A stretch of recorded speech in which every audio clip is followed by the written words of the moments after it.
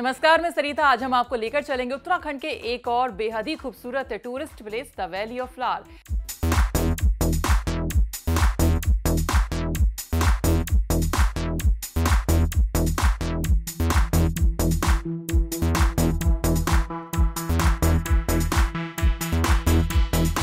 ये जगह दोस्तों बेहद ही खूबसूरत है। देश विदेश से लोग यही फूलों की घाटी देखने के लिए आते हैं। तो अगर आप भी यहाँ पर जाना चाहते हैं तो ये वीडियो को पूरा जरूर देखिए, क्योंकि इसमें आपके सारे सवालों के जवाब हम देने वाले हैं। जैसे फूलों की घाटी में किस किस तरह के फूलों का दीदार करने को मिलता है, फूलों की घाटी देखने जाने के लिए सही वक्त क्या है, हरिद्वार से कैसे पहुंचे फूलों की घाटी, खर्चा कितना लग सकता है, और अंत में आपको हम बताएंगे कि यहाँ रहने की क्या व्यवस्था है। और हाँ, ये भी कि इस प्रकृति की खोज के पीछे कौन है, कैसे संसार को यानी हम सभी को फूलों की घाटी का पता लगा। तो चलिए करते हैं वीडियो की शुरुआत। तो सबसे पहले आपको बताते हैं कि फूलों की घाटी कब जाएं। तो देखिए, हर साल 8 जून को फूलों की घाटी खोली जाती है और 31 अक्टूबर को पर्यटकों के लिए बंद कर दी जाती है। 1 जून से 31 अक्टूबर तक यहाँ हजारों की संख्या में देशी और विदेशी पर्यटक घाटी का जमकर दीदार करने आते हैं। यहाँ का मुख्य सीजन जुलाई मध्य से अगस्त लास्ट तक होता है। अब आपको बताते हैं कि फूलों की घाटी में किस किस तरह के फूलों का दीदार करने को मिलता है। फूलों की घाटी का दीदार करने का जो मुख्य सीजन है, जैसे हमने आपको बताया कि जुलाई मध्य से अगस्त के अंत तक होता है। तो आपको इस दौरान घाटी में 300 प्रजाति की हरे रंग बिरंगे जो है विदेशी देशी फूल यहाँ पर मिल जाते हैं।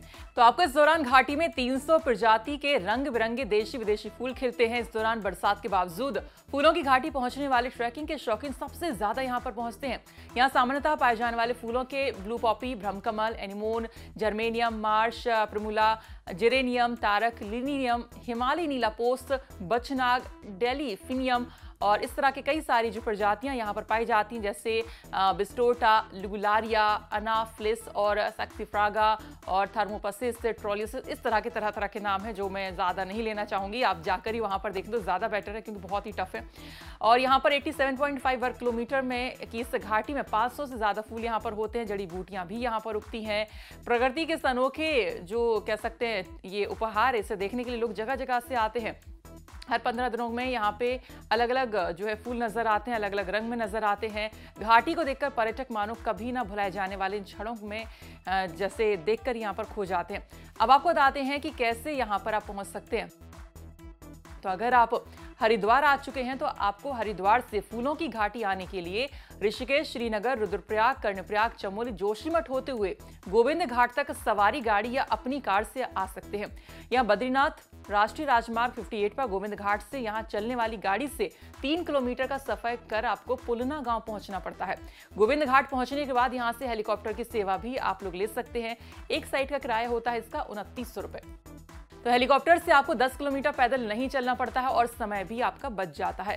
हालांकि घांगरिया के बाद फूलों की घाटी में 4 किलोमीटर पैदल ट्रैक करके ही जाना पड़ता है। यहाँ घोड़े भी नहीं चलते हैं। वहीं घाटी में प्लास्टिक फेंकना या गंदगी करने की अनुमति नहीं है। तो गोविंद घाट से 10 किलोमीटर पैदल चलने के बाद पहला पड़ाव घांगरिया आता है, जहाँ पर्यटक रात्रि विश्राम करते हैं, जहाँ से दूसरे दिन सुबह फूलों की घाटी निकलना पड़ता है। घांगरिया से फूलों की घाटी 4 किलोमीटर पैदल ट्रैकिंग करके पहुंचना पड़ता है। तब जाकर घाटी में रंग बिरंगी प्रकृति की नैसर्गिक सौंदर्य का दीदार करना पड़ता है। आखिरी 5 किलोमीटर के बाद रिवर बेल्ट आती है, जहां से पर्यटक वापस लौटते हैं। बता दें कि घाटी में कैंपिंग नहीं होती है और इसलिए यहाँ सुबह घाटी का दीदार करने जाने वाले पर्यटकों को दोपहर के बाद शाम तक लौटना पड़ता है, जिसकी सुरक्षा के लिए नंदा देवी राष्ट्रीय पार्क कर्णचरी यहाँ मौजूद रहते हैं। आपको बताते चले कि घाटी में जाने के लिए घांगरिया से एक रास्ता हेमकुंड साहिब के लिए भी जाता है और एक रास्ता फूलों की घाटी के लिए जाता है, जहाँ पर नंदा देवी राष्ट्रीय पार्क का कार्यालय मौजूद है। यहीं से घाटी में जाने के लिए टिकट लेना पड़ता है। हालांकि देश यानी जो भारतीय हैं उनको घाटी में जाने के लिए 150 रुपए देने होते हैं। वहीं विदेशी पर्यटकों को 600 रुपए का टिकट लेना पड़ता है। अब आप यहां से हेलीकॉप्टर से भी जा सकते हैं। आपको हम बताते हैं कि यहां रहने की क्या कुछ व्यवस्था है। देखिए, फूलों की घाटी जाने वाले पर्यटक ट्रैकिंग के शौकीन यहां पर होते हैं और ऐसे में पर्यटक पहले दिन जोशीमठ या गोविंद घाट रुकते हैं। दूसरे दिन गोविंद घाट से घांगरिया जाकर घांगरिया हेमकुंड यात्रा का मुख्य पड़ाव भी है और यहाँ पर ही रहने खाने की पूरी व्यवस्था होती है। गुरुद्वारा, होटल, टेंट कैंप से लेकर लग्जरी होटल भी यहाँ पर मौजूद हैं। जिसको जैसा रेट पसंद आता है उस हिसाब से यहाँ पर रहता है। चलिए अब आखिर में ये भी जान लेते हैं कि इस फूलों की घाटी की खोज आखिरकार किसने की, कैसे हुई। दरअसल प्रकृति की अनोखी देन फूलों की घाटी की खोज 1931 में जो है अंग्रेजी पर्यटक फ्रैंक एस स्मिथ ने की थी। ये पर्वतारोहण के दौरान रास्ता भटक कर यहाँ पर पहुंच गए थे और यहाँ से अपने वतन वापसी के दौरान के बाद जो है उन्होंने वैली ऑफ फ्लावर नामक पुस्तक में यहाँ के अनुभवों का जिक्र किया। तो तब प्रकृति के इस अनोखे तोहफे को संसार ने जाना। फ्रैंक सिडनी स्मिथ एक ब्रिटिश पर्वतारोही थे। इसके अलावा वे लेखक, फोटोग्राफर और जीव वैज्ञानिक भी थे। इसके बाद प्रकृति की इस अनमोल नैसर्गिक सौंदर्य के खजाने से मार्गरेट लेगी भी अत्यंत प्रभावित हुई थी। वे यहाँ पर 4 साल बिताकर इसी फूलों की घाटी की प्रकृति में विलीन हो गई।